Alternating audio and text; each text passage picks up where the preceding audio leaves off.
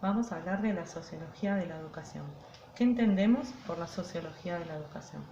La sociología de la educación es una perspectiva para el análisis del fenómeno educativo que utiliza los conceptos, las metodologías y las teorías de la sociología para entender a la educación en su dimensión social.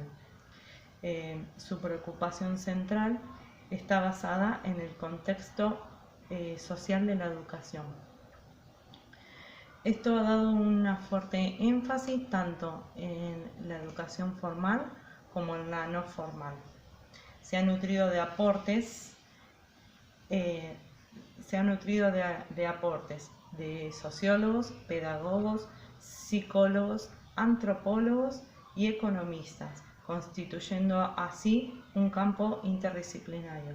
Para ampliar el tema, vamos a abordar el capítulo de Ana María Brígido, trabajado o abordado en la cátedra anual. Entonces, ¿cuáles son los sociólogos más importantes del siglo XX? Los sociólogos más importantes de la sociología clásica son Weber, Marx y Durkheim. Ellos hacen un análisis relevante sobre la sociología de la educación y le dan el origen a esta sociología. ¿Cómo ven a la educación estos sociólogos? Por el lado de Marx se inclina a dos aspectos fundamentales: la concepción del hombre y su idea de trabajo. Sostiene que el hombre tiene un gran potencial humano y que su fuerte es la conciencia, pero que al interactuar con otros y con el medio, ejerce y trabaja la apropiación de la naturaleza. Es decir, se hace dependiente del entorno social. Por el lado del trabajo, dice que el hombre lo ve como una objetivación o como una capacidad creativa. Afirma de esta manera que en una sociedad capitalista esta capacidad creativa pasa a ser un pensamiento monetario. Por otro lado, al tener ese pensamiento, dice que la clase social capitalista es la clase dominante, es decir, que no todos van a tener la misma educación ni no toda la sociedad va a tener los mismos derechos de aprendizaje. En cuanto a la clase socialista, cree que el potencial humano existe y que se tiene que ir uniendo la educación con el trabajo productivo. De esta manera se va a formar una educación de porvenir.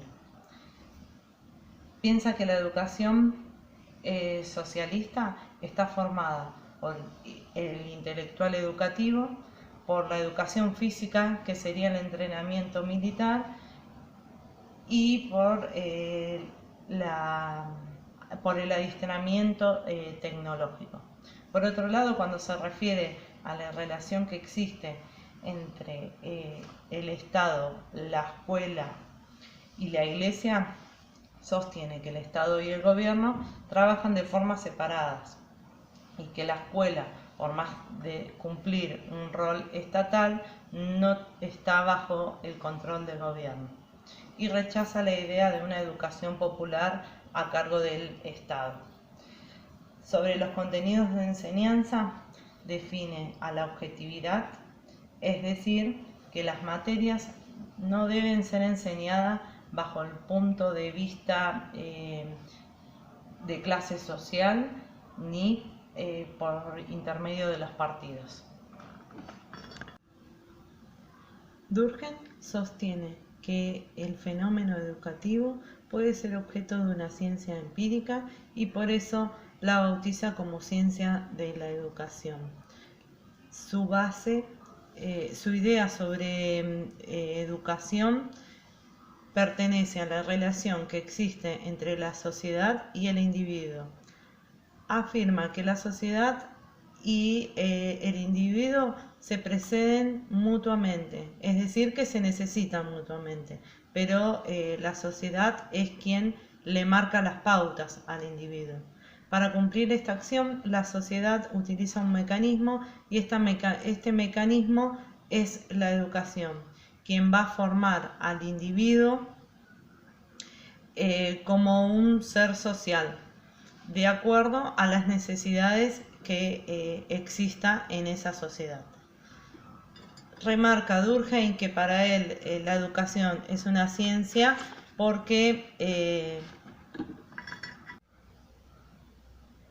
si tenemos que hablar de la sociología de la educación de la actualidad, debemos saber que educar hoy es una tarea difícil debido a que la sociedad en las últimas décadas tuvo distintos cambios. Entonces, a partir de hace varios tiempo, el diseño curricular manifiesta y ordena que la educación se debe basar más en las emociones. Hay que hacer un reordenamiento emocional sobre el niño y poder ayudarlo a tanto en los aspectos simbólicos y también visualizando su entorno social.